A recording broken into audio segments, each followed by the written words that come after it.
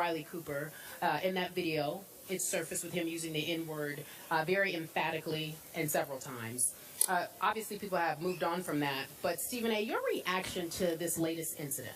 It's incredibly unfortunate because as a former writer and columnist for the Philadelphia Inquirer, knowing Jeffrey Lurie, the owner of the Eagles franchise, knowing several people in that PR department, you know, I wouldn't call them the gold standard like Jeffrey Lurie tried to call them the gold standard years ago in terms of their record.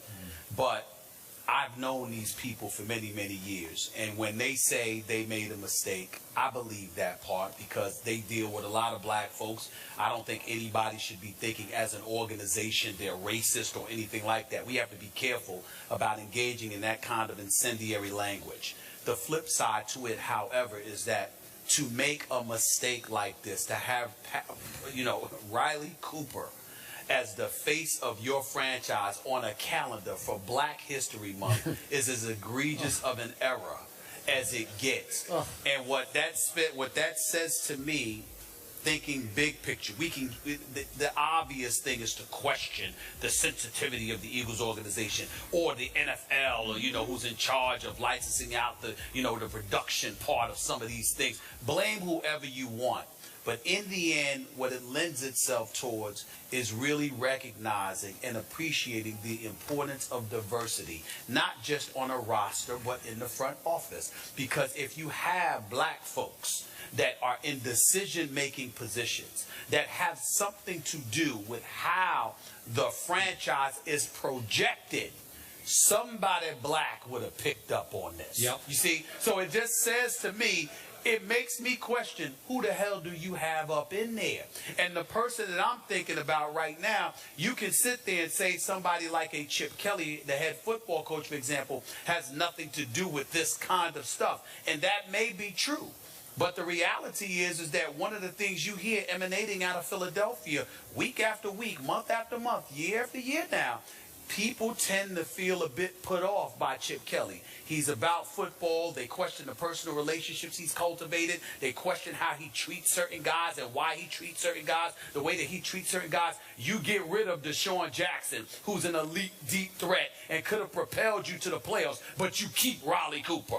Really? So when you do something like that, it brings about all of these questions. I am not going to sit here. I know several members of the Eagles organization personally, and I know that they're not racist. But the fact of the matter is, an error like this brings questions like that into the fray, if for no other reason, your lack of sensitivity. Because if you've got to be on top of something like this. Somebody, I don't care what anybody says, you can bring me the most ignorant black person alive, and I believe that a black person that saw Riley Cooper on the cover of a calendar for Black History Month would have said, whoa, wait a minute now. Whoa. What is wrong with this? How could this be the case? Thank you. So the fact that it happened, they can say it was an honest mistake, but in the end, and I can't guarantee it, but the probability that this mistake was made because you ain't have any black people involved in the process is pretty damn high. And that's why the issue of diversity is so important.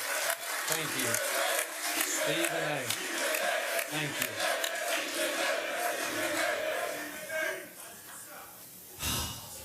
you. As you remember, I have never in my history on this show felt more strongly about an issue than I did about Riley Cooper spewing the most evil word in the English language on a viral video. You remember how emotional I got about that.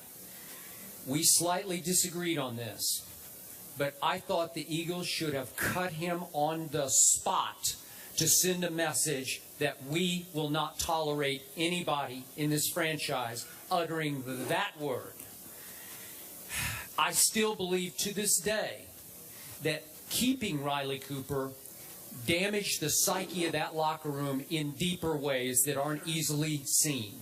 And I still believe, and we've had Deshaun on the show a couple times, we have not had Michael Vick on the show, but I think both of those men second-guessed themselves because they bought into Riley's apology. You said he deserved a second chance, and I get that. I just thought, you want to talk about egregious? Even egregious isn't strong enough a word for using that word in that context. This is so inexcusable and unforgivable for that franchise to allow this to slip through the cracks, even though they say we farmed this out to another agency. As you say, who works at that agency? I got to know that, number one. Why would you farm to them? And how can you not ultimately be responsible for a product that has your team name on it and your logo on it? You have to be. You just have to be. You just have to. You have to monitor. Agreed. You have to sign off on it. Sure. I'm sorry, it's too big a deal. When your image is being portrayed on a calendar that's going to be sold to hundreds of thousands of millions of people, who knows? It's going to be everywhere, and people are going to hang it up on their wall as their calendar, and you don't double check it. They say it's an honest mistake. No, it's just a mistake. Period. It's a period mistake. And I agree with you. Where is some black representation at the top of either the franchise or the agency or the National Football League? Somebody somewhere had to backstop this and say, what? You're kidding. Yeah. It's so bad, it's almost laughable, but I can't laugh about it. It's almost like a bad Saturday Night Live routine. Sure. They could do it and you might laugh at it, but this is real life here. This just happened. It's beyond bad for this franchise, and I agree with you. It makes you wonder about what's at the top. It makes me wonder a little bit more. Well, you bring up a good point. I have a hard time believing they didn't check it. And then back to what Stephen A. said, who's making the decisions at the top that thought it was okay? Well, I don't know. Listen, like I told you, Chip Kelly and the Philadelphia Eagles organization to some degree has brought this on themselves. Not just because they dropped the ball, not just because this mistake was made, not just because it brings to light the issue of diversity and its importance, but also it reminds you of, I'm going to reiterate this, Deshaun Jackson's a bad boy. This brother can ball. If the Philadelphia Eagles at 9-3 atop the NFC East had Deshaun Jackson with Macklin back healthy and the rest of those crew, they would have been in the playoffs this year. There's no question in any football aficionado's mind. So when you look at the fact that Deshaun Jackson was let go, and then think about the stuff that was put out there about him, okay? Or saying all of this stuff is off the field behavior, so much speculation, and you were willing to tarnish his reputation. Whereas when Riley Cooper made the mistake, although I believe he apologized, he showed contrition, he deserved a second chance, you still went out of your way as an organization to protect him because you called yourself him going to seek therapy and all of this stuff, and he was gone for a weekend. And then the next thing you know, he was back. So what you did was you used it to quell the momentum stirring up against Riley Cooper, but you did everything you could to elevate the momentum against Deshaun Jackson. When you see something like that happen, and then you couple that with this kind of mistake, all of a sudden it revisits the whole Riley Cooper. To me, he was inebriated. He was drunk at a country music concert in the off season, and so as a result of that, I'm not absolving him. I know he was wrong, but remember I didn't say he shouldn't have been suspended, but I'm just saying you wanted him off the team. Period. My point is, we did that. You apologized, suspend the man, which they didn't, but they should have suspended the man, then move on. They didn't do that, and then this kind of incident comes up. It's really, really bad, and it should make us all look at the Eagles organization and question the issues of diversity as it pertains to them. I'm not saying that they don't have black folks in the organization making decisions. No, they may very well do. I don't know that, but they may very well do. Okay. But we need to know that. We need to see that you've got some diversity in there, because it appears that you have some diversity issues if you are the Philadelphia Eagles based on what we're talking about. And I'm very uncomfortable with that, because Jeffrey Lurie and a lot of guys within this organization I know personally, and I would never suspect that they would be guilty of such things. I don't want to dredge this all back up, but just for the viewers or those here who might not quite remember what happened, Riley Cooper uttered the N-word ending in the hard ER. And he used it plural. He said, I'll fight all the N's here. That's just so over the line for me that I said, you can't have him back in your locker room. I'm with you on Deshaun Jackson. I said before the year, the reason I picked Dallas to win the division, I told you it was in part by default because Philly no longer has that bad man that is Deshaun Jackson. They drafted, Chip Kelly thinks he's the smartest man in every room that he walks into. They drafted a guy I loved out of my school, Vanderbilt, Jordan Matthews, and he was pretty good this year. But he ain't no Deshaun now.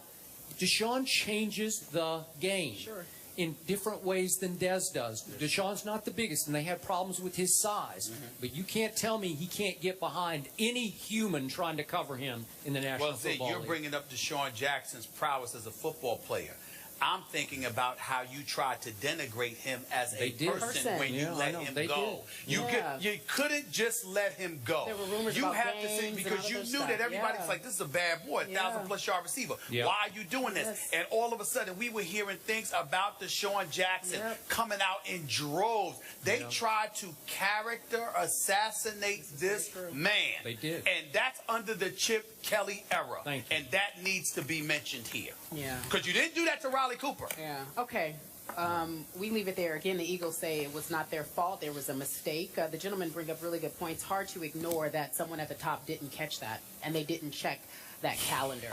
I'm sure we'll hear more about this in the coming days. For now, black people up in there, it ain't hard to imagine. We leave it here. When we come back, Nelly will join us. Give it up for Nelly, folks. We're live. The NBA All-Star Weekend festivities. We're in Bryant Park, Celsius Restaurant. Back in just a few moments.